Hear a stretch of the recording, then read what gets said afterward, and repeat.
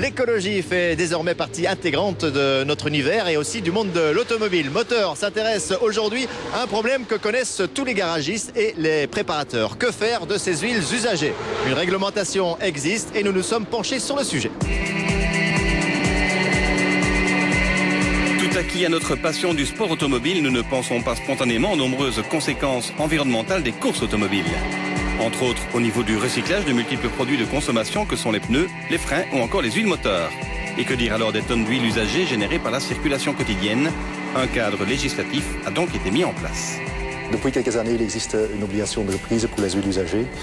Mais comme il est difficile pour une société producteur d'huile, importateur d'huile, de répondre de façon individuelle à leurs obligations de reprise, les fédérations concernées ont conclu des conventions environnementales avec les 3 régions. Et grâce à ces conventions, le producteur d'huile, importateur d'huile, peut répondre à ses obligations via l'ASBL Valorlub. Valorlub est donc chargé par la Fédération pétrolière d'organiser la récolte des huiles usagées au niveau des professionnels et des particuliers. Dans le milieu du sport automobile, nombreux sont ceux qui vidangent eux-mêmes leur voiture de course. Nous nous sommes rendus chez Motorsport International, où les vidanges sont réalisées dans l'atelier. C'est une opération très simple à effectuer. Pour la Jaguar du BTCS par exemple, une vidange est réalisée après chaque course, ce qui représente à chaque fois 7 litres d'huile. Mais alors que font les préparateurs de ces huiles usagées? Les huiles usagées, on les récupère, on les stocke dans des fûts. Et quand le fût est plein, il y a une société de recyclage qui vient les chercher. On est tenu à prouver ce qui s'est passé avec. Donc la société de recyclage nous donne une attestation de ce qu'elle a enlevé et du traitement qui a été fait pour. Maintenant, pour les particuliers, ça peut se faire de la même façon.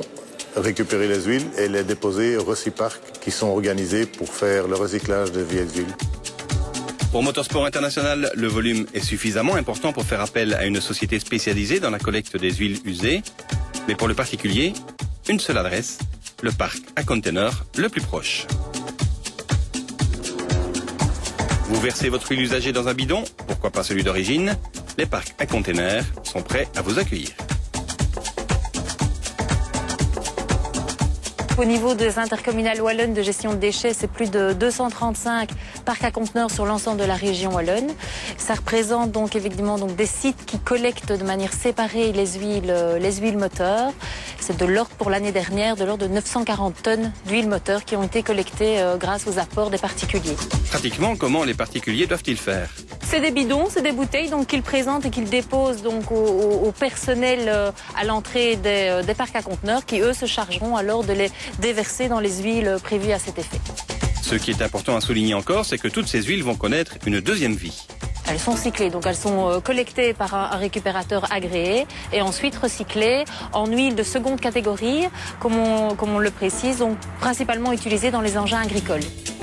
Si vous bricolez vous-même sur votre voiture, n'oubliez donc pas de recycler vos huiles usagées.